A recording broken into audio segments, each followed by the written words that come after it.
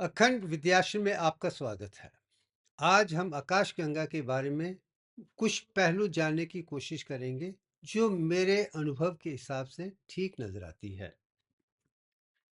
मेरे जीवन का मिशन या लक्ष्य इम्पेकेबल विज़डम है, अखंडता है, जिसे जान के हम हर चीज़ को समझ सकते हैं, खास करके उन चीज़ों को जो परफेक्ट हैं, इंटीग्रेटेड हैं और संतुलन में हैं।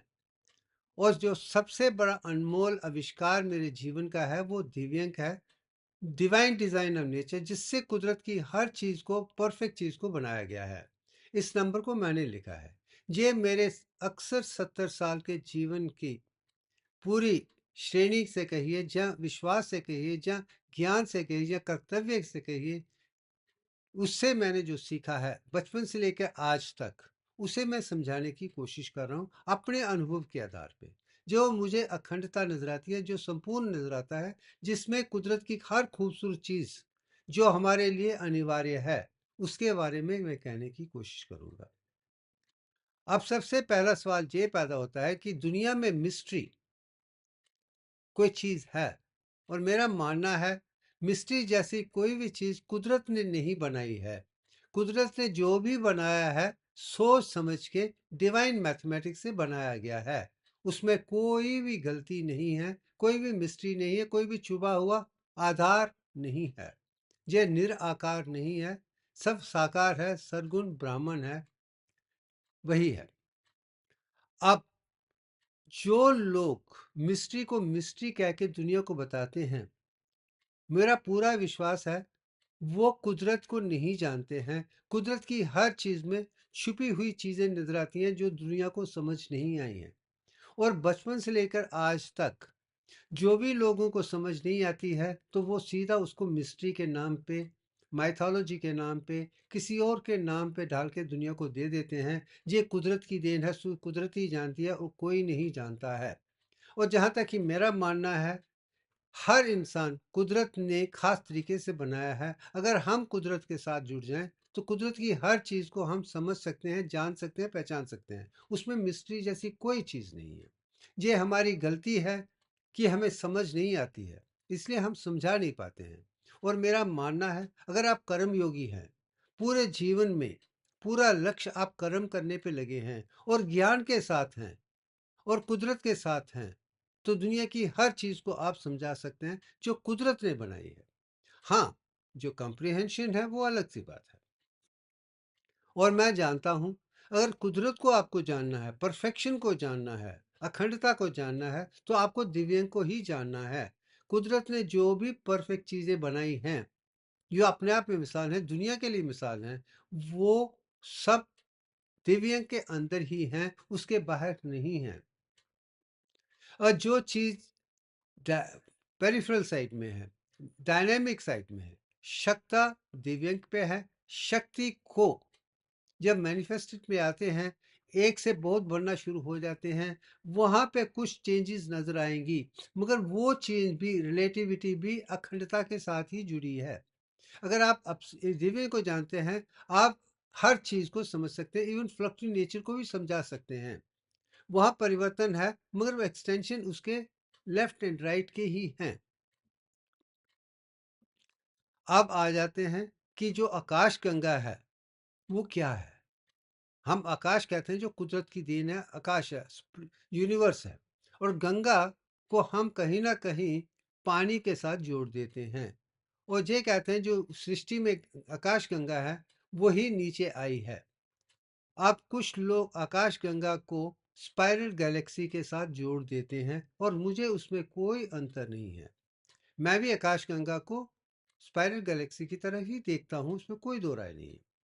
अब हम इन चीज में वो इम्पेकेबल अखंडता ढूंढने की कोशिश से, जिसमें रोशनी है, सच्चाई, ईमानदारी है, वो समझने की कोशिश करते हैं। अब आ जाते हैं, क्योंकि मैं एक साइंटिस्ट हूं, मैं डिवाइन मैथमेटिक्स को जानता हूं, मगर जो साइंस के माध्यम से दुनिया को मैथमेटिक्स की इस्तेमाल किया जा रहा है, वो डिवाइन मैथमेटिक्स नहीं है।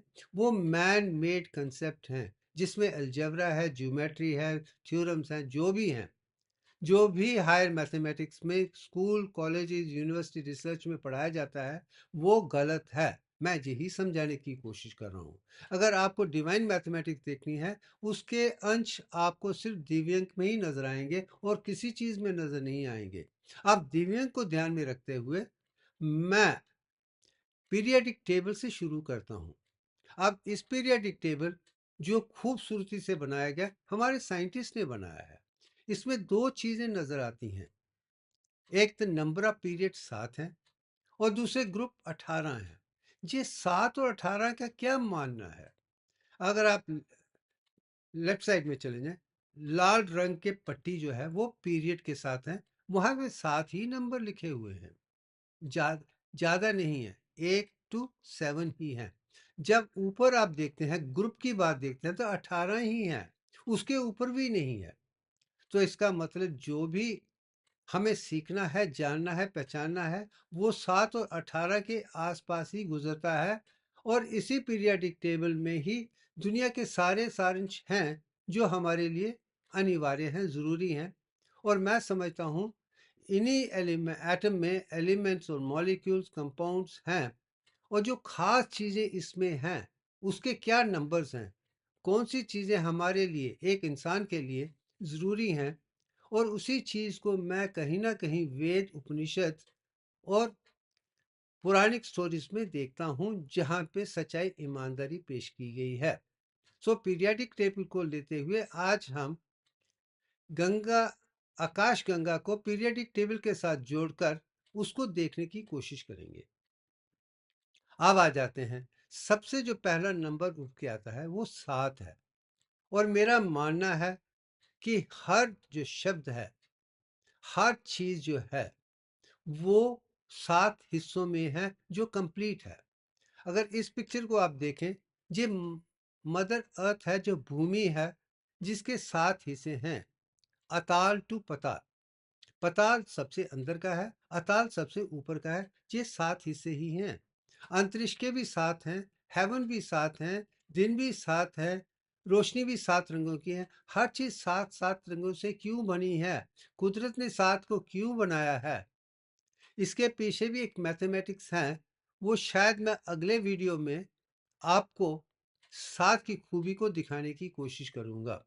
मगर फिलहाल हम पहले इन भूमि को, अंतरिक्ष को और हेवन को, ब्रह्मांड को, स्पाइरल गैलेक्सी, जिसे हम आकाशगंगा कहते हैं, उसको समझने की कोशिश करते हैं।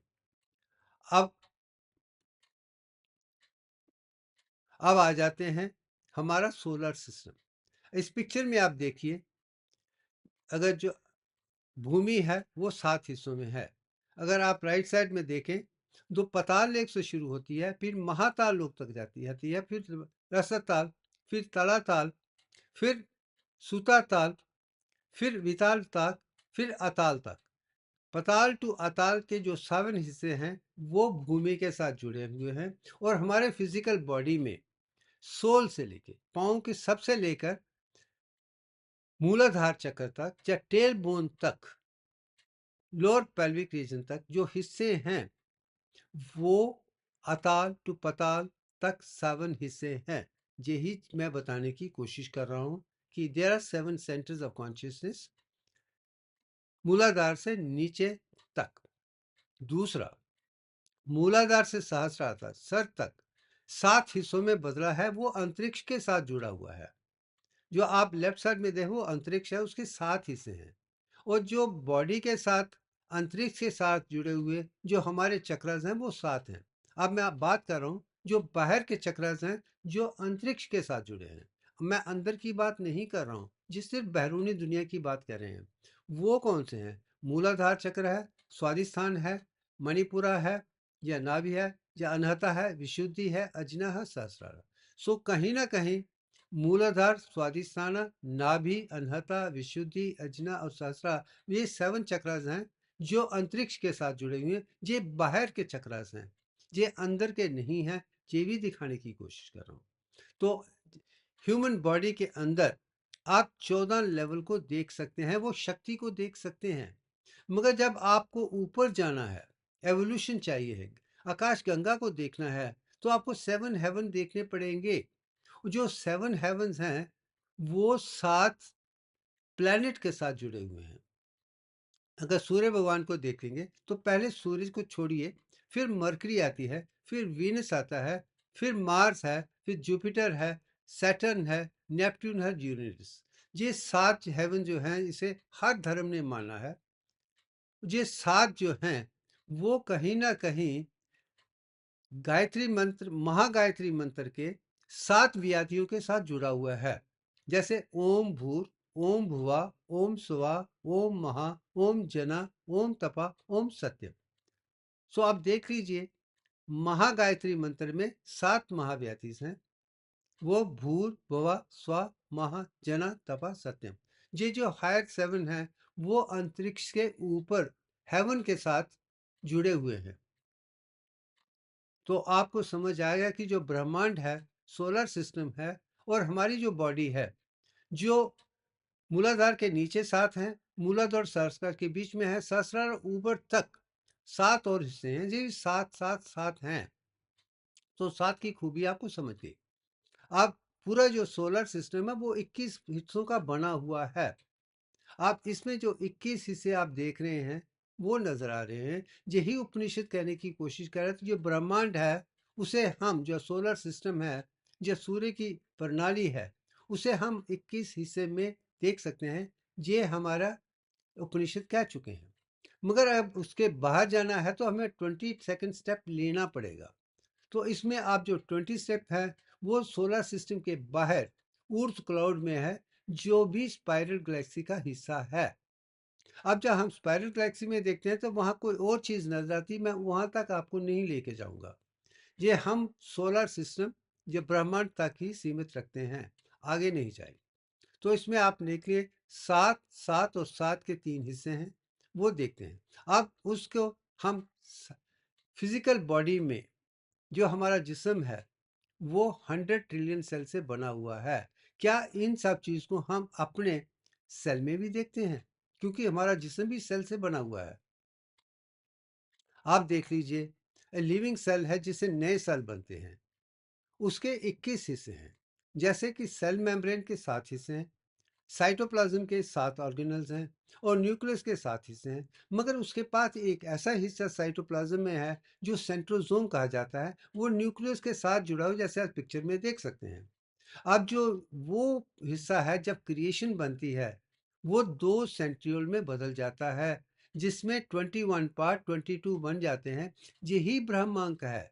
मैं यही कह रहा हूं कि पहले अगर हम ब्रह्म को देखेंगे उसमें भी हम 7 का ही देखते हैं। अगर आप 22/7 को ले लें तो उसे हम पाई कहते हैं। यह 22/21 है ब्रह्मांक है, जिसमें 7 का ही योगदान है। उसे हम अगले में और भी अच्छे तरीके से समझने की कोशिश करेंगे। अब आ जाते हैं कि जो धर्म के आधार पे, इस पिक्चर को मैंने आज से 50 साल पहले बनाया था, 50 साल पहले। मगर इसमें मैंने वो बनाया था जो शायद किसी और ने इस तरीके से नहीं बनाया जैसे इसमें आप नजर आते हैं। इसमें आप आ भी देखते हैं, यू भी देखते हैं, म भी देखते हैं, और तुरिया को देखते हैं। आकारा, युकारा, मकारा और तुरिया इसी में है। इसका मतलब इसमें 22/7 पाई सिंबल नजर आता है, और इसी में ही 22/21 भी छुपा हुआ है। तो आप समझ सकिए कि पाई की भी क्या इंपॉर्टेंस है सृष्टि में। डिवाइन मैथमेटिक्स पाई का बहुत हिस्सा है, सो ही ब्रह्मांक का है। तो इन दो चीजों को आपने देख लिया। ये आज से 50 साल पहले मैंने बनाया है। इसमें आप गणेश को भी देख सकते हैं, इसमें आप चंद्र को देख सकते हैं, इसमें दुनिया के सितारे नजर आते हैं, भूमि नजर आती है, अंतरिक्ष नजर आता है, सूरज नजर आता है, सब कुछ इसी में है। जिसने ओम को जान लिया, उनको पहचान लिया, वो भी कुदरत के साथ जुड़ जाएगा। ये भी साथ से साथ ही जुड़ा हुआ है। अब आते हैं, अब नंबर 8 पे आ जाते हैं। अब 8 को देखें तो हम इस पिक्चर में देखते हैं, ये पिक्चर आदि पराशक्ति की है, जो हजारों साल पहले किसी ने मूर्ति की शक्ल में भारत में बना के रखी है। मगर इसमें खूबी क्या है? इसमें खूबी ये है कि इसमें 18 हाथ हैं। तो क्या आदि प्राकृतिक के 18 हाथ और पीरियाडिक टेबल के 18 ग्रुप में कुछ है? हाँ, क्योंकि यही डिवाइन मैथमेटिक्स है। जो हमारी पुरानी पिक्चर है वो डिवाइन मैथमेटिक्स में और कुछ नहीं है। तो इसे मैं कहीं ना कहीं क्लोराइड आयंस और पोटाशियम आयन के साथ जोड़ देता हूँ। वो मैं आगे समझाऊंगा जी। क्लोराइड आयंस और पोटाशियम आयंस 18 के साथ कैसे जुड़े हैं वो हम आगे देखते हैं। मगर मैं आदि पराशक्ति को आर्गन 40 के साथ भी जोड़ता हूँ, क्योंकि उसमें 18 इलेक्ट्रॉन्स हैं और 22 न्यूट्रॉन्स हैं। जो 22 हैं उससे ही सृष्टि शुरू हुई है। तो दिव्यांग का जो पहला हर्ष 22 है, इस आर्गन के 20 न्यूट्रॉन्स वो 22 ही हैं। बस यही है। जो नियॉन 21 है वो दूसरा हिस्सा है। उसके बाद 10, ये हम आगे समझाने की कोशिश करें, क्योंकि जिसने डिवाइन मैथमेटिक्स समझा वही कुदरत को समझ सकता है। नहीं तो कुदरत को समझने का कोई दूसरा तरीका नहीं है। फिलॉसफी, मिस्ट्री सब कहीं ना कहीं आपको झंझट में डाल देगी। कि कंक्लूशन आपको डिवाइन मैथमेटिक्स दिव्य अंक में ही नजर आता है। मैं वही समझाने की कोशिश कर रहा हूँ। अब आते हैं, अगर हम नंबर 1 लेवल पे कौन सा एटम है, अगर उसे समझने की कोशिश करते हैं तो मेरे मेरे मन में सूर्य भगवान ही नजर आते हैं, क्योंकि सूर्य ही हमारी टीचर है। यही उपनिषद समझाने की कोशिश है। जो हमारे असली टीचर है, अध्यापक है, जिसने हमको सब कुछ सिखाया है, वो सूर्य भगवान भी है। मेरे गुरु सूर्य भगवान ही है, क्योंकि मैंने जो भी सीखा है अपने जीवन में सूर्य भगवान से ही सीखा है।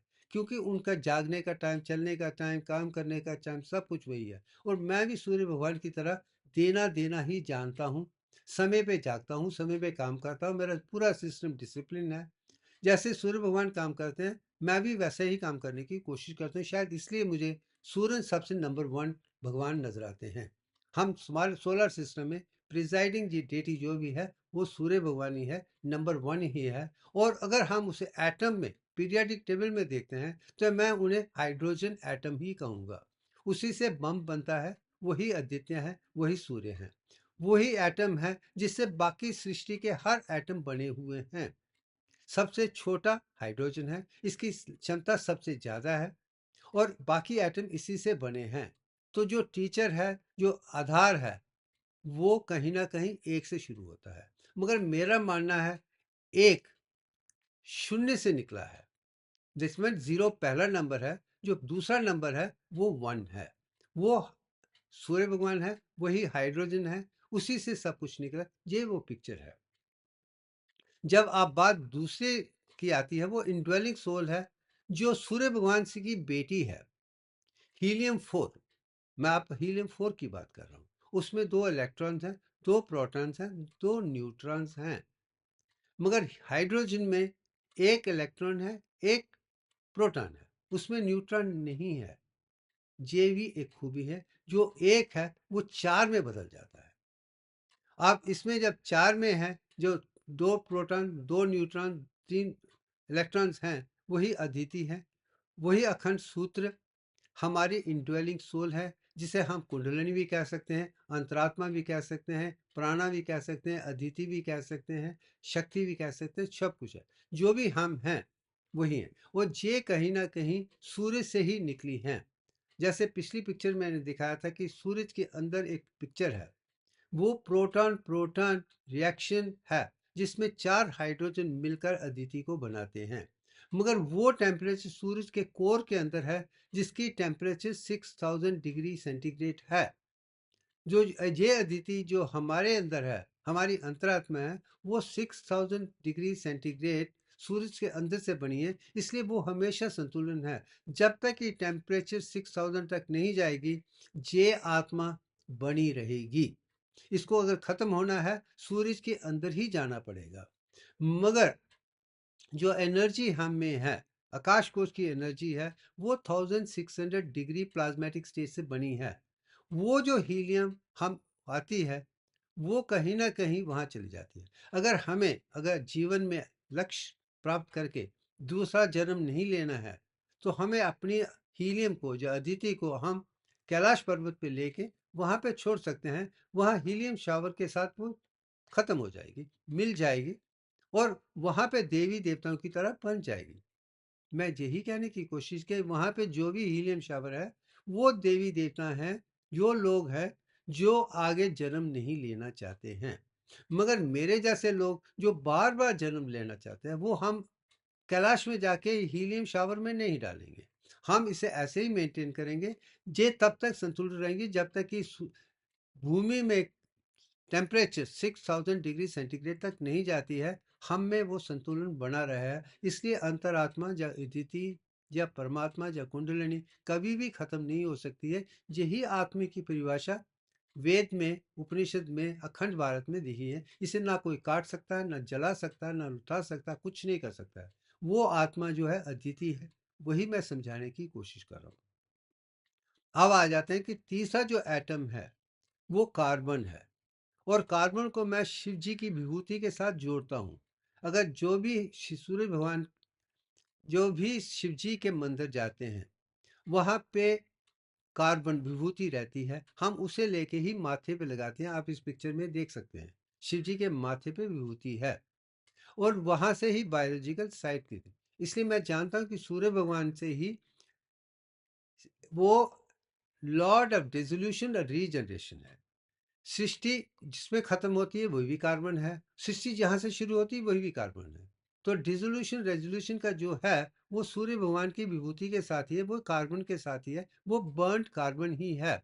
मैं यही दिखाने की कोशिश, जो थर्ड है वो शिव जी के साथ जुड़ा है। जो बेंजीन रिंग है, ऑर्गेनिक लाइफ है, वहीं से शुरू होती है। जो कैकुलर ने जो रिंग बनाया था 6 कार्बन 6 हाइड्रोजन से बेंजीन, उसके आगे पीछे देखते हैं आप, सिर्फ स्नेक को देख रहे, उनको भी दिखाया गया था ये स्नेक है।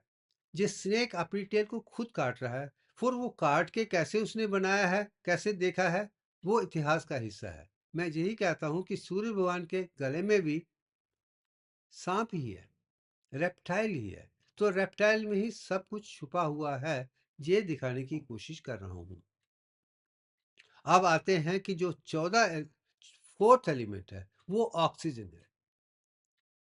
जो पहला है हाइड्रोजन है, दूसरा हीलियम है, तीसरा कार्बन है, चौथा ऑक्सीजन। मगर मैं मानता हूं जो ऑक्सीजन है वो सृष्टि का तीसरा हिस्सा है। पहला हाइड्रोजन, दूसरा हीलियम, तीसरा ऑक्सीजन है। उसे ही अग्नि के रूप में कहा जाता है। वेद में सबसे ज्यादा इंपॉर्टेंस अग्नि को दी गई है, अग्नि देवता को दी गई है, क्योंकि वो ऑक्सीजन है। उसे ही मैं माता वैष्णो देवी से भी जोड़ता हूँ, और गॉडेस दुर्गा के साथ, क्योंकि वो अष्टभुजाधारी हैं। ऑक्सीजन में भी 8 इलेक्ट्रॉन्स हैं। मैं वही समझाने की कोशिश कर रहा हूँ कि जो दुर्गा है, या माता वैष्णो देवी है, या ऑक्सीजन है, वो चौथा एलिमेंट है, वो अग्नि है वही। और बिना ऑक्सीजन के फायर हो ही नहीं सकती है, ये भी मैं समझा चुका हूँ।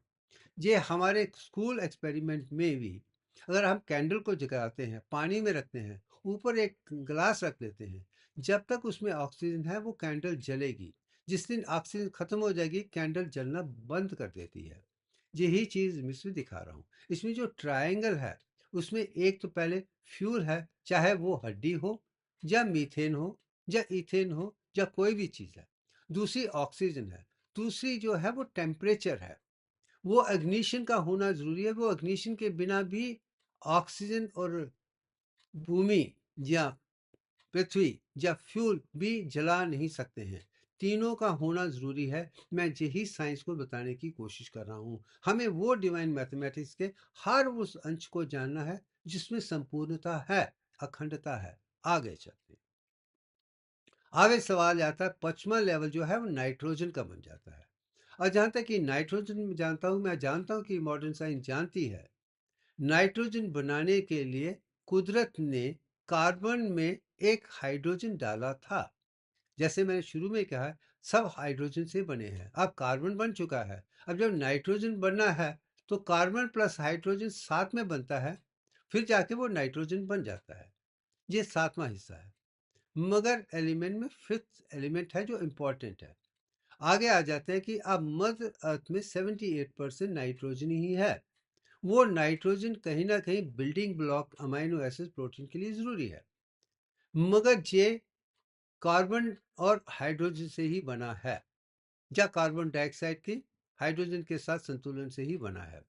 उसकी प्रेजेंस हम अमोनिया में देख सकते हैं। जब मैं अमोनिया को देखता हूं तो NH3 आता है, नाइट्रोजन के साथ और हाइड्रोजन के 3 मिलके 10 नंबर आ जाते हैं। वही 10 स्टेज डेवलपमेंट है, वही मैं दिखाने की, उसमें पावर है। क्या ये मिस्ट्री है या डिवाइन है? ये ही साइंस है। 3 और 7 का संतुलन हो जाता है तो वो भी अपने आप में एक महान योगी की तरह बन जाता है। अब इस कंसेप्ट को मैं अगली वीडियो में एक अलग तरीके से जेनेसिस ऑफ 7 के बारे में समझाने की कोशिश करूंगा। ऐसा एक डिवाइन मैथमेटिकल सवाल उठाकर, एक कहानी उठाकर कि उसमें क्या डिवाइन मैथमेटिक्स है, वो दिखाएंगे।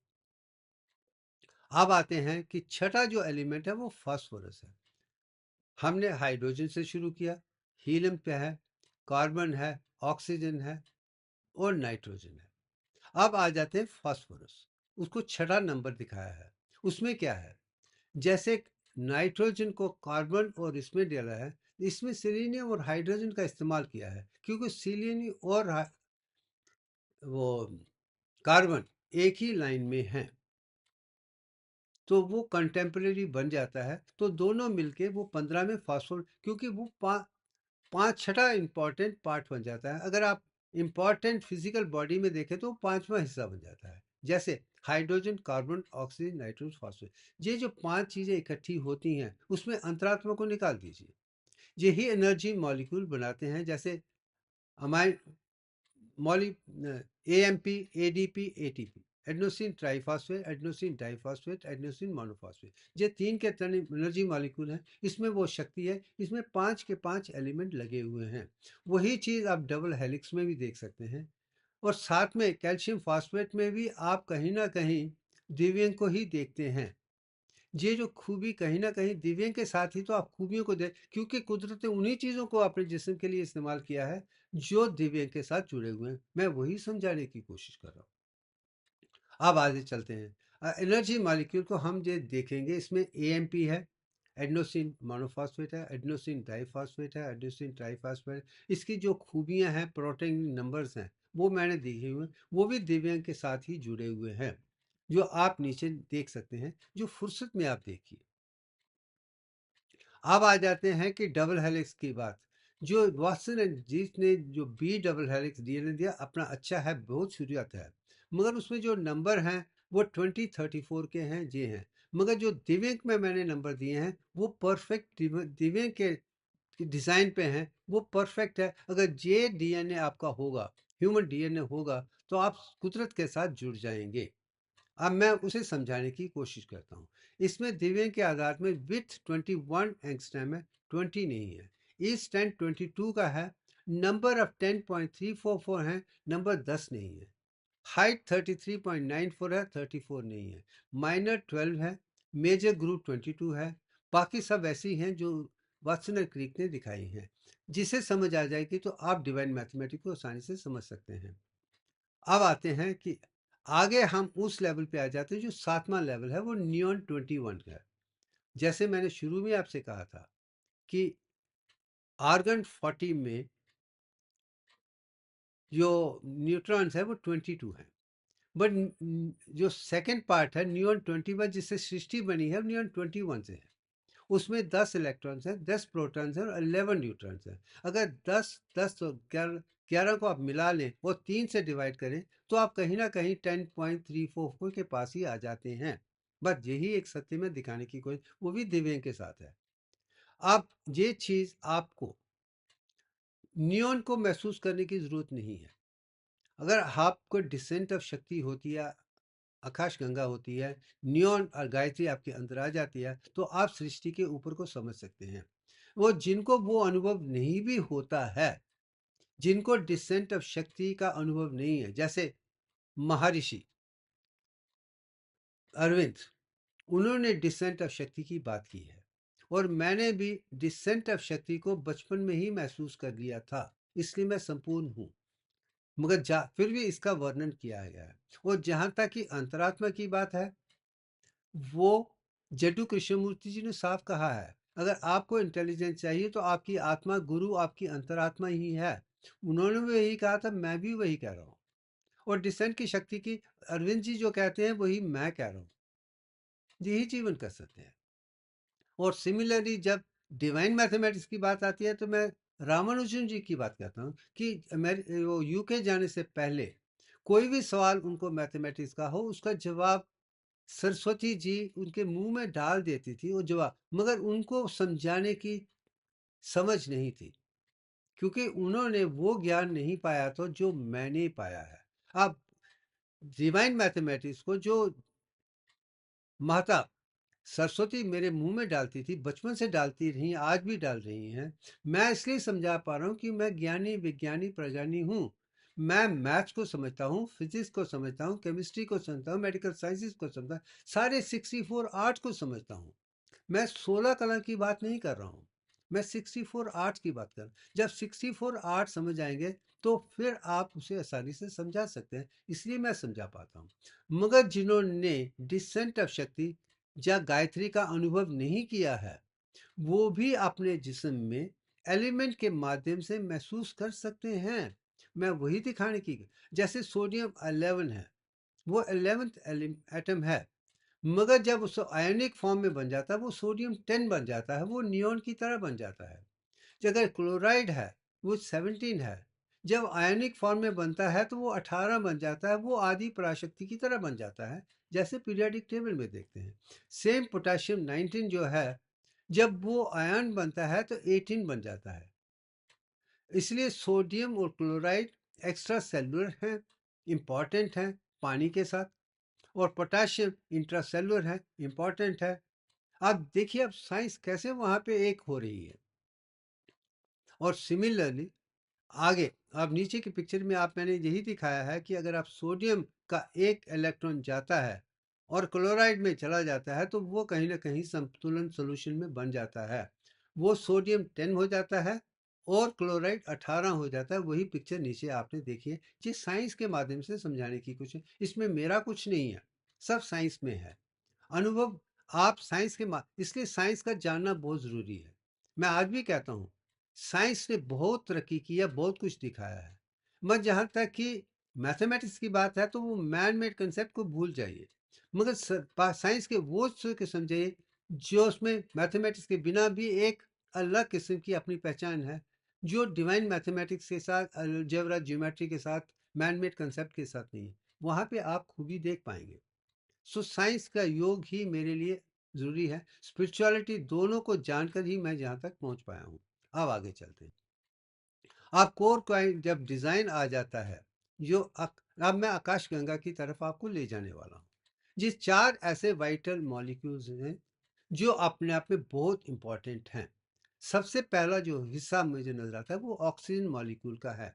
अगर हम ऑक्सीजन एटम को देखते हैं उसमें 8 प्रोटॉन्स हैं, उसे वहीं तक अग्नि तक छोड़ देते हैं, वो इंपॉर्टेंट है। दूसरा जो मॉलिक्यूल है वो इंपॉर्टेंट है, वो पानी है, और पानी में 10 प्रोटॉन्स हैं। इसका मतलब हाइड्रोजन और ऑक्सीजन का कॉम्बिनेशन है H2O, वही मॉलिक्यूल 10 हैं, वो इंपॉर्टेंट है। ये 10th स्टेज डेवलपमेंट का है। जब हम वो केमिकल की बात करते हैं या फ्यूल की बात करते हैं तो उसमें मैं मीथेन को ले रहा हूँ। मीथेन है CH4, हाइड्रोजन के 4 और कार्बन का 1, तो उसमें भी 10 प्रोटॉन है। तो इसमें ही 10 स्टेजेस ऑफ डेवलपमेंट जो मैं दिव्यांग में दिखा रहा हूँ इसी में छुपा हुआ है। जब आगे आते हैं तो कार्बन डाइऑक्साइड आता है जिसमें 22 प्रोटॉन्स है, जहाँ पे भी दिव्यांग ही आ गया है। तो आप कहीं ना कहीं दिव्यांग को ही देख रहे हैं। यही ड्रामा है, यही कंसेप्ट है। अब इससे समझने की हम कोशिश करते हैं। अब आ जाते हैं आकाशगंगा का या पानी का उदाहरण कैसे बना है। सबसे पहले फर्स्ट डिवाइन मॉलिक्यूल जो मीथेन, जो कार्बन 4 और हाइड्रोजन 4 10 प्रोटॉन है, वो नजर आ रहा है। अब उसमें हम अग्नि को डालते हैं, ऑक्सीजन के 8। ये दो चीजें जब मिलती हैं आगे क्या होता है वो देखिए। अब जब कार्बन, मीथेन और ऑक्सीजन के दो मॉलिक्यूल मिल रहे हैं, उसमें कार्बन डाइऑक्साइड का एक मॉलिक्यूल और वाटर के दो मॉलिक्यूल बन जाते हैं। आप देख लीजिए, दो ऑक्सीजन है वो वाटर में बदल गए हैं, जो मीथेन है वो कार्बन डाइऑक्साइड में बदल गया। ये 4 चीजें ही आकाश गंगा के पहले हिस्से हैं। मैं वो समझाने की कोशिश कर रहा हूँ। जब कुदरत में शुरू हुआ था, इन 4 चीज़ों को ही सृष्टि ने बनाया है। इसमें मैथमेटिक्स दिव्य के साथ ही है और कुछ नहीं है। तो इससे आधार पे यही कह सकते हैं कि मीथेन ने कार्बन डाइऑक्साइड बनाई थी और ऑक्सीजन ने पानी को जो यूनिवर्सल सॉल्वेंट है। यूनिवर्सल सॉल्वेंट पानी है, अग्नि ऑक्सीजन है, कार्बन डाइऑक्साइड जो पदार्थ है और मीथेन जो फ्यूल है। ये चीजें हैं। आप इसके आधार पे 4 एलिमेंट्स जो सूर्य भगवान और एस्ट्रॉयड बेल्ट के बीच में है, चाहे वो मरकरी हो, वीनस हो, भूमि हो या मंगल हो, मार्स, सब में शुरू में 97% कार्बन डाइऑक्साइड थी। मगर आज 3 में 97% कार्बन डाइऑक्साइड ही है, इसलिए वो येलो ऑरेंज ही नजर आते हैं। मगर भूमि में कार्बन डाइऑक्साइड को पौधों ने इस्तेमाल करके 21% ऑक्सीजन में बदल किया, जो दिव्यांग का हिस्सा है, और बाकी 78 नाइट्रोजन में बदल गया है। बस यही है। ये पिक्चर भी मैं आगे आपको दिखाऊंगा। अब आ जाते हैं, अब जब सब ये चीजें कुदरत ने ऊपर बनी थी, मैं समझता हूं कि ऋग्वेद में जितनी भी ये एलिमेंट्स हैं, उन्हें ही गॉड्स एंड गॉडेसेस कहा गया है। जैसे कि पहला जो राजा है वो दक्ष है, तो वह दक्ष को देखता हूं तो मुझे सूर्य भगवान की ही याद आती है। वही हाइड्रोजन है। जो अदिति है वही। और अगर वेद में देखा जाए तो साफ शब्दों में लिखा है, अदिति ही दक्ष की माँ भी है, बेटी भी है, जो आज तक कोई नहीं समझ पाया है। मगर मैं जानता हूं कि वो आदित्य और अदिति की बात कर रहे हैं, वो मैं समझा चुका हूं। जो इंद्र भगवान है, किंग ऑफ गॉड्स हैं, वो पानी है, रेन गॉड है। जो अग्नि है वो दुर्गा है, वैष्णो देवी है, माता है। जो नंबर 1 है वो सूर्य भगवान है। नंबर 2 है वो अदिति हैं। जब ऑक्सीजन की बात आती है तो वो गाय दुर्गा है। अगर 22 की नियॉन की बात आती है तो वो गॉडेस है। मगर जब इंद्र भगवान है वो पानी है और सब कुछ पानी में बना है, उसमें मिक्स होकर नीचे आया है। इसलिए सबसे ज्यादा इंपॉर्टेंस राजों में राजा इंद्र को ही कहा जाता है। वही किंग है। वो वेद में सबसे ज्यादा इंपॉर्टेंट है। आप पौराणिक स्टोरी में उनको क्यों बदनाम किया गया, मैं उस विषय में नहीं जाना चाहता हूँ, क्योंकि पौराणिक को मैं ऑथेंटिक स्क्रिप्चर नहीं मानता हूँ। अगर मैं स्क्रिप्चर मानता हूँ तो सिर्फ वेद और उपनिषद की ही हैं। बस कुछ स्टोरियां, पौराणिक स्टोरियां जिसमें उसे इंस्पिरेशन मिली है, मगर में वो स्पिरिचुअलिटी नहीं नजर नहीं आती है जो वेद उपनिषद में है। और वेद में इंद्र को सबसे ज्यादा इंपॉर्टेंस दी गई, उसे ही राजा कहा जाता है। इसका मतलब कि पानी ही इंपॉर्टेंट है। पानी से ही नीचे सब कुछ आया है, और पानी के आधार में जो चीजें ऊपर बनी थी वो नीचे आई हैं। और नीचे आने के बाद समुद्र में ही बायोलॉजिकल लाइफ गर्म पानी में शुरू हुई थी। मैं वो भी समझा चुका हूँ। सारी रिक्वायरमेंट ओशन से निकली थी और सारी चीज उसी में डाली गई थी। यही सागर मंथन है। यही खूबी है जो मुझे आसानी से स्पिरिचुअलिटी और साइंस को समझने में आसान हुआ है। मैं साइंस को भी बेटर समझ पाया हूँ, स्पिरिचुअलिटी को बेटर समझ, क्योंकि दोनों के बिना हम अधूरे हैं। साइंटिस्ट को भी स्पिरिचुअल बनना पड़ेगा अगर उन्हें संपूर्णता चाहिए। अगर साइंटिस्ट स्पिरिचुअल नहीं है वो अधूरे होंगे। स्पिरिचुअल पीपल भी अगर साइंटिस्ट नहीं है वो भी अधूरे हैं। इन दोनों अधूरों को पूरा करने के लिए दोनों को इकट्ठा जुड़कर काम करना पड़े। वही के मैं जीवन में पहली बार दुनिया के सामने स्पिरिचुअल साइंटिस्ट के तरीके से करने की कोशिश करके दुनिया को दे रहा हूँ। अब आते हैं आगे। अब जब सब चीजें हैं, जब ऊपर से नीचे करके जमीन पर गिरी थी, तो जहां पे एक कहानी आ जाती है, चर्निंग ऑफ मोशन या सागर मंथन या समुद्र मंथन की कहानी है। आप इस पिक्चर में आप देखिएगा, एक तरफ देव है, दूसरी तरफ दानव है। ये दोनों चर्निंग करके उसमें से अमृत निकालने की कोशिश कर रहे हैं। अब सवाल जहां पे अमृत तक रहे हैं, मैं बाकी चीजों पे नहीं जा रहा हूं। ये अमृत निकालने का तरीका है, क्योंकि दोनों को अमृत चाहिए और साथ रहे। मगर अमृत के पीछे क्या सोच है, शायद किसी भी इंसान ने वो समझ नहीं पाया हो। जहां तक कि मैं जानता हूं, वो जो अमृत है वो शुद्ध पानी ही है। वही पानी है जो आकाश गंगा के माध्यम से नीचे आया था, अमृत की तरह आया था, उन लोगों को बचाने के लिए जो मर गए थे। मैं आगे उस कहानी को भी आपको समझाऊँगा। मगर जहाँ पे जो अमृत है, जिसका वर्णन किसी ने नहीं किया है कि अमृत चीज़ क्या है। बात की है इससे आप इमॉर्टल हो जाते हैं। मगर जो वो पानी है और कुछ नहीं है। समुद्र के सॉल्यूशन पानी में, सलाइन वाटर्स में, जो शुद्ध पानी है, जब तक कि वो नहीं निकलेगा तो आप आगे से अमृत को नहीं समझ पाएँगे। मैं आज भी मानता हूँ कि काफ़ी हमारे स्टूडेंट रिसर्च कर रहे हैं, लोग रिसर्च कर रहे हैं कि जो गंदा पानी है, उसे हमें शुद्ध करके दुनिया को देना है।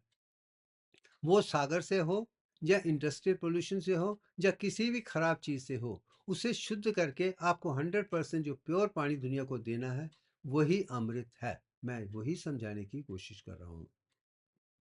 अब आते हैं, जब मदर अर्थ है उसमें भी 7 ओशंस हैं। सॉलिड 38 पॉइंट मैटर है और वाटर 61.8034% है। ये भी एक जीवन का सत्य दिव्यांग से ही मैंने सीखा है।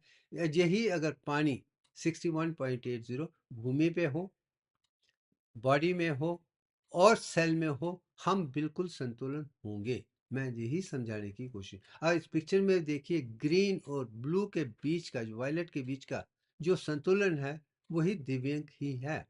दिव्यांग रेशो ही है। आप पिक्चर में भी देख लीजिए, फुल को भी देख लीजिए। और ये जो पिक्चर जो बीच में कैप्सूल है ना, अगर आप उसकी भी देखेंगे तो 22/7 ही नजर आएंगे और कुछ नहीं है। यही दिव्यांग का एक हिस्सा है। अब आ जाते हैं, मैंने पहले आपसे कहा था कि सृष्टि के बनने के बाद चारों के चारों प्लैनेट, जो इनर प्लैनेट है, वो हमें 97% कार्बन डाइऑक्साइड, इंक्लूडिंग भूमि। मगर भूमि पे ये वृक्षों से, कपिल वृक्ष के कारण जो कार्बन डाइऑक्साइड वृक्ष ने ले लिया था, उसने उसको 21% ऑक्सीजन में बदल दिया है, हम ताकि हम लोग जी सकें। Human beings are aerobic animals, तो उसके लिए ऑक्सीजन का होना जरूरी है, नहीं तो इसलिए इस कार्बन डाइऑक्साइड, पानी को ऑक्सीजन में बदला गया था। मैं आप सीधी बात कर रहा हूँ, पानी को ऑक्सीजन में बदल गया है और कार्बन डाइऑक्साइड को ग्लूकोज में बदल, जो हमारे खाने के लिए अनिवार्य है। यही चीज देखनी। और बाकी जो कार्बन और हाइड्रोजन इकट्ठे कंटेंट जो 78% है, ये बदल हुआ है। मैं यही साइंस को उस तरीके से आप देखेंगे तो कोई कंफ्यूजन नहीं रहेगा, नहीं तो खिचड़ी बन जाती है।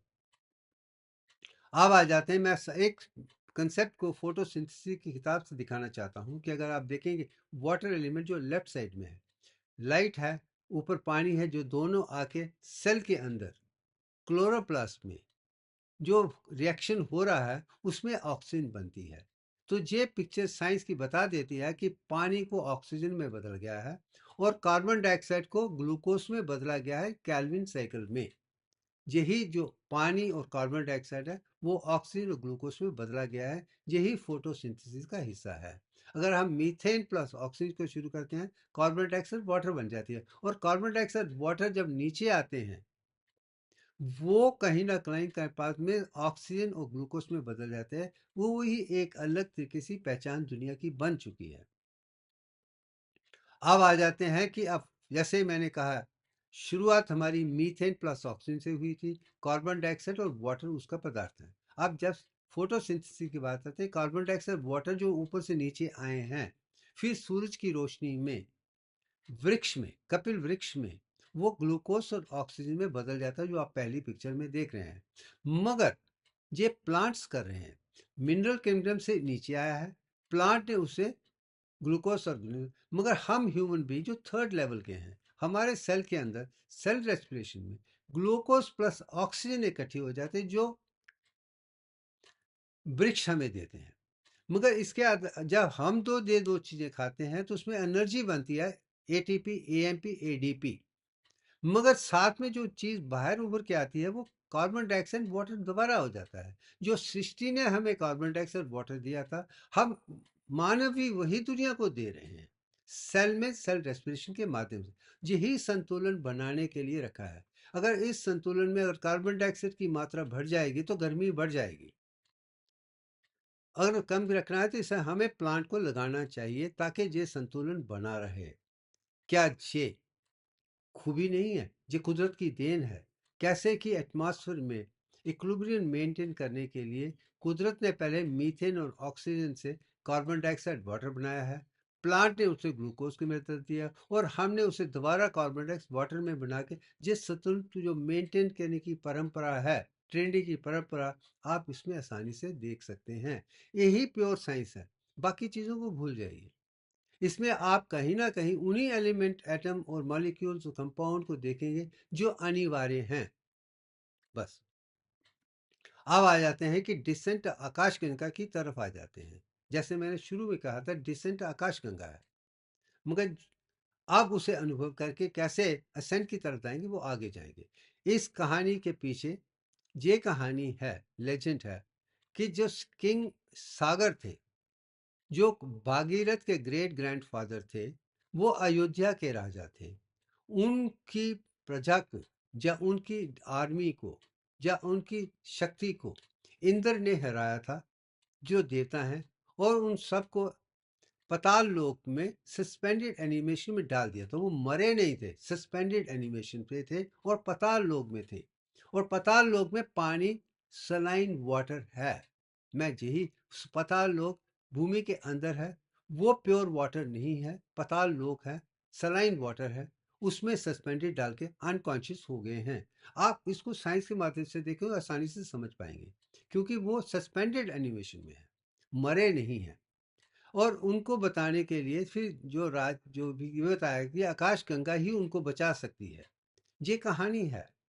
आकाश गंगा ही बचाते थे, मगर किंग सागर और उनके बच्चे आकाश गंगा को नीचे नहीं ला पाए।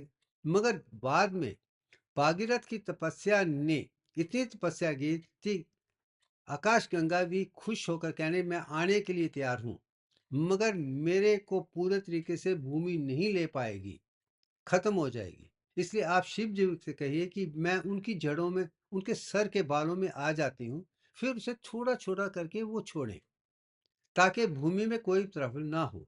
ये भी कहानी का खूबसूरत हिस्सा है। उसके पीछे क्या साइंस है, मैं आगे दिखाऊंगा। फिर जैसे निकलती है, सूरज की आ जाती है, तो ये चीज़ क्या मिस्ट्री है, माइथोलॉजी है, फिक्शन है, कहानी है, क्या संपूर्ण अखंडता है। अब मैं वो समझाने की, ये कहानी महान कहानी है। जो लेखक ने लिख के दिया था, वो ज्ञानी था, विज्ञानी था, प्रज्ञानी था, अखंडता को जानता था, वो कुदरत को जानता था। उसे कहानी के रूप में खूबसूरत चीज़ दी है। यही एक खूबी अखंड भारत में है कि कहानियों के माध्यम से हम समझाने की कोशिश करते हैं। वही चीज़ आपको रामायण में नजर आएगी, वही महाभारत में नजर आएगी, वही पौराणिक स्टोरी में नहीं, वही इतिहास में नजर आ रही हैं। हमारा कहानियों के तरीके से समझाने की जो परंपरा है, मगर मगर अफसोस के साथ मुझे कहना पड़ता है कि कहानियों को समझने के लिए ज्ञान, विज्ञान, प्रज्ञान, अखंडता के बिना नामुमकिन का काम है। फिर वो कहानियां बन जाती, इमोशनल इंटरटेनमेंट जाते, उसमें वो ज्ञान, विज्ञान, प्रज्ञान, अखंडता नजर नहीं आती है। मगर मैं वही अखंडता दुनिया के सामने पेश करने के लिए दोबारा कोशिश कर रहा हूँ, दिव्यांग के माध्यम से। अब आ जाता है, ये पिक्चर भागीरथ की है, जो महाबलीपुरम, चेन्नई में एक जगह पे है। ये वहाँ का मंदिर है। ये तपस्या कर रहे हैं आकाश गंगा को नीचे लाने के लिए। ये सिंबॉलिक वहाँ पे है। बहुत पुरानी पिक्चर है। अब इसके आधार पे ये दूसरी पिक्चर है, इसमें आप देख रहे हैं शिव जी बाल खोल के ऊपर की तरफ देख रहे हैं। जैसे आपने मेरे पहले पिक्चर में देखा है कि दो आंखें हैं, वो त्रिकुटी की तरफ वो देख रहे हैं, त्रिकुटा की तरफ देख रहे हैं। और ऊपर से ही डिसेंट ऑफ शक्ति भी है, और असेंट ऑफ शक्ति को या आकाश गंगा को आप देखने वाले हैं। इस पिक्चर को, उसको आप देखिए, उसमें जो आंखें हैं वो शिव भगवान जी की हैं। वो की आंखें मिली हैं, ऊपर की तरफ देख रही हैं, और ऊपर से गंगा नीचे आ रही है। वही चीज उसमें भी है, इसी चीज में वही है। उस तरफ आप पार्वती को भी देख रहे हैं, और दूसरे ऋषि महर्षियों को भी देख रहे हैं, चाहे वो अगस्त्या हो, कुछ भी हो सकते हैं। मगर ये पिक्चर भी किसी जिस आर्टिस्ट ने बताई है, वो डिसेंट ऑफ शक्ति की ही बात कर रहा है। और मैं भी कहता हूँ, डिसेंट ऑफ शक्ति भी अपने आप में गंगा का भी है, गायत्री का भी है, और कोई भी शक्तियां सब हो सकती हैं जिनमें वो संपूर्णता है। अगर मैं गंगा की बात करता हूं, तो वो गायत्री की तरह ही 10 की पावर के साथ ही है। इसमें पावर ऑफ 10 है, जो आप गायत्री में भी 10 हाथों में देखते हैं।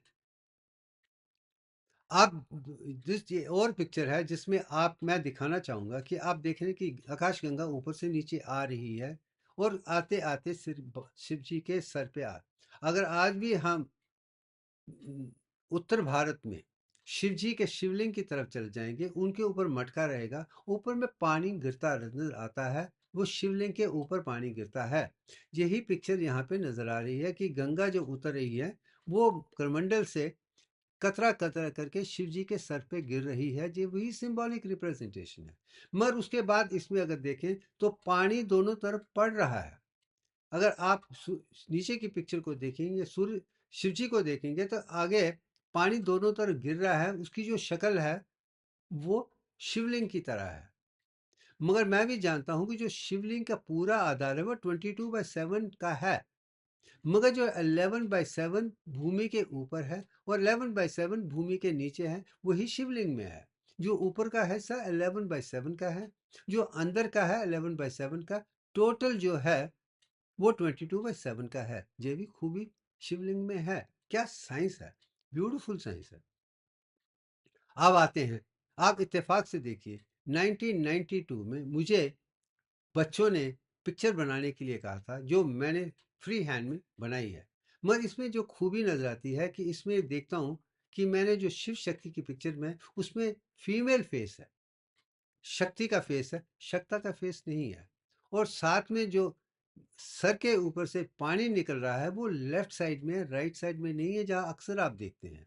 मगर इससे मैंने ये जाना है, शक्ता का जो है वो 38.1966% है और शक्ति 61.8034% है, इसमें नजर आया था। मगर जो ऊपर का है वो सिंधु है, वो गंगा नहीं है। अब मैं यही समझाने की कोशिश कर रहा हूं, जो सर के ऊपर से निकल रही है वो सिंधु है, वो गंगा नहीं है। जो ऊपर से आया था आकाश गंगा थी, मगर सर से जो बाहर निकली है वो सिंधु है। मगर गंगा कहाँ से निकली है वो मैं आगे दिखाऊंगा। आप इस पिक्चर में देख लीजिए, आप कैलाश को देखिए क्योंकि अब वो तिब्बत में है। जब वो तिब्बत में आकाश गंगा वहां निकली है, फिर वहां पे पॉन्ड में फिर जो पानी निकलता है वो नॉर्थ की तरफ जाता है, फिर लद्दाख में आता है, नॉर्थ की तरफ, नॉर्थ में आता है, फिर नॉर्थ में उसके बाद वेस्ट की तरफ जाता है और आके अरेबियन सी में बदल जाता है, सप्त सिंधु की तरीके से। सो जो सिंधु है वो कैलाश पर्वत से शुरू होकर नॉर्थ में जाकर लद्दाख से होते हुए अरेबियन सी में आ जाती है, सप्तलित, और जो राइट साइड में ब्रह्मपुत्र के तरीके से चली जाती है। और जो नीचे का हिस्सा है वो सिंधु महासागर ही है। जो सारा भारत जो है सिंधु के अंदर ही है और कुछ नहीं है। मगर इस पिक्चर में आप देखिए कि मैंने गंगा को गले में डाला है, गंगोत्री से शुरू होती है, वो अंदर से शुद्ध होके। तो मैं ये कहूंगा कि अगर हम सिंधु को सहस्रारा के साथ जोड़ रहे हैं तो गंगा को मैं कहूंगा कि वो विशुद्धि चक्र से निकलती है। आप अगर जिस पिक्चर को मानव की शर्त से देखेंगे तो सहस्रारा है वो सिंधु है, मगर जो विशुद्ध गंगा है वो विशुद्धि चक्र या गले से निकलती है। यही समझाने की कोशिश, ऊपर से सहस्रार से विशुद्धि तक जो ऊपर से ड्रॉप आते हैं वही अमृत हैं।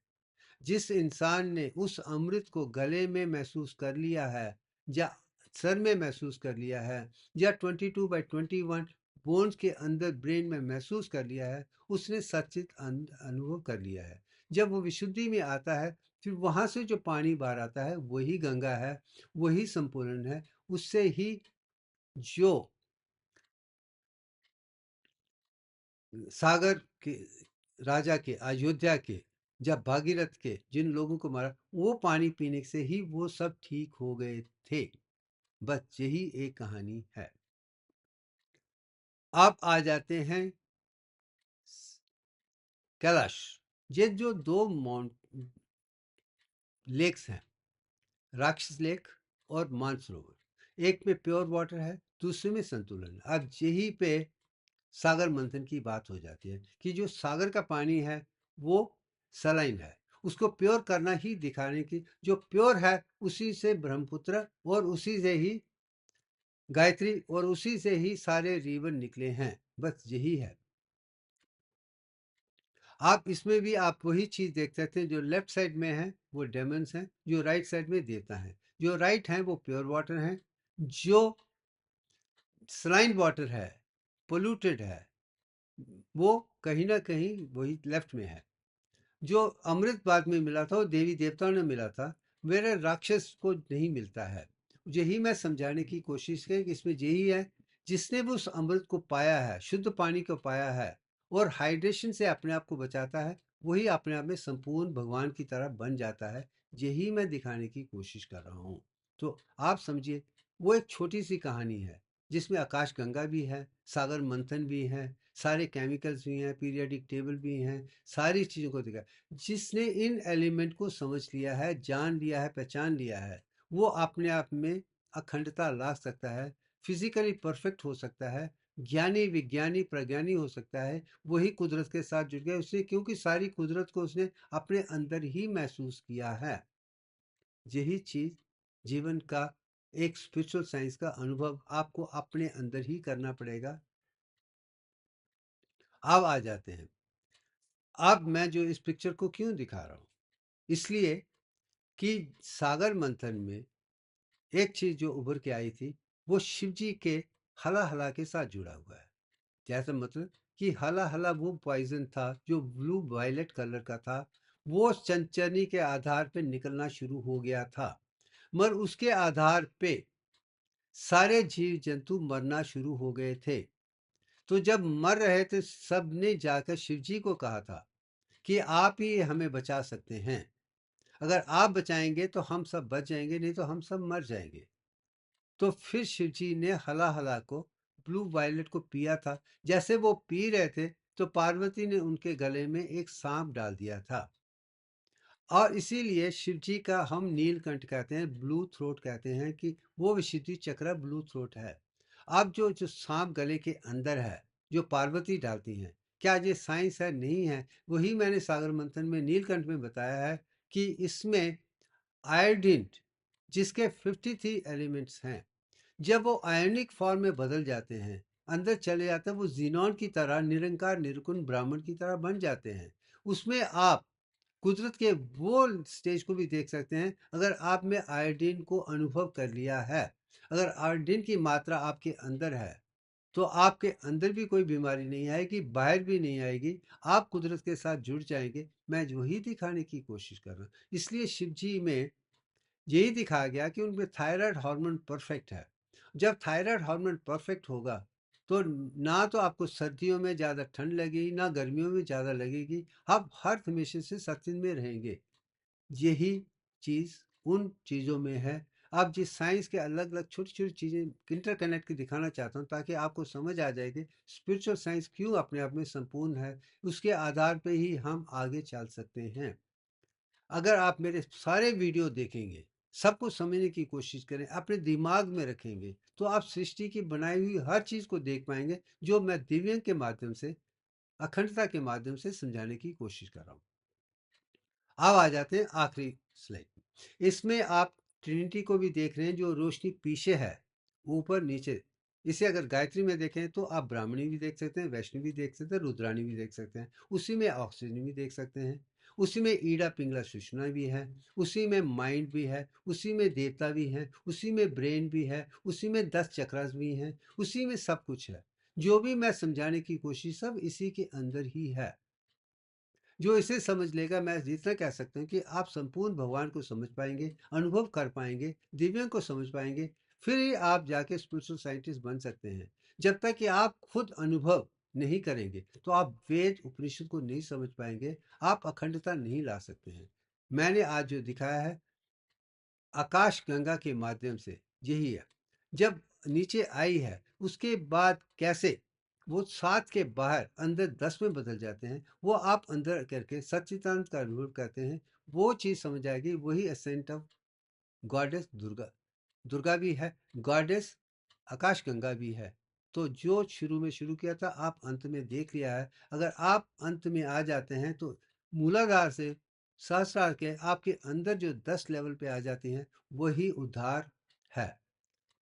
पतन और उद्धार के बीच में यही है कि गंगा नीचे आई है, सब कुछ दिया है, फिर हम उसका कैसे इस्तेमाल करके अपने आप में ज़ीनॉन का इस्तेमाल कर सकते हैं, क्रिप्टॉन को समझ सकते हैं, नियॉन को समझ सकते हैं, और साथ में आर्गन को समझ सकते हैं, और साथ में हाइड्रोजन को समझ सकते हैं। जिसने सबको समझ लिया वो समझी, और उसमें सिर्फ 10 15 20 25 या 33 ही ऐसे एलिमेंट्स हैं जो ज़रूरी हैं, बाकी सब की ज़रूरत नहीं है।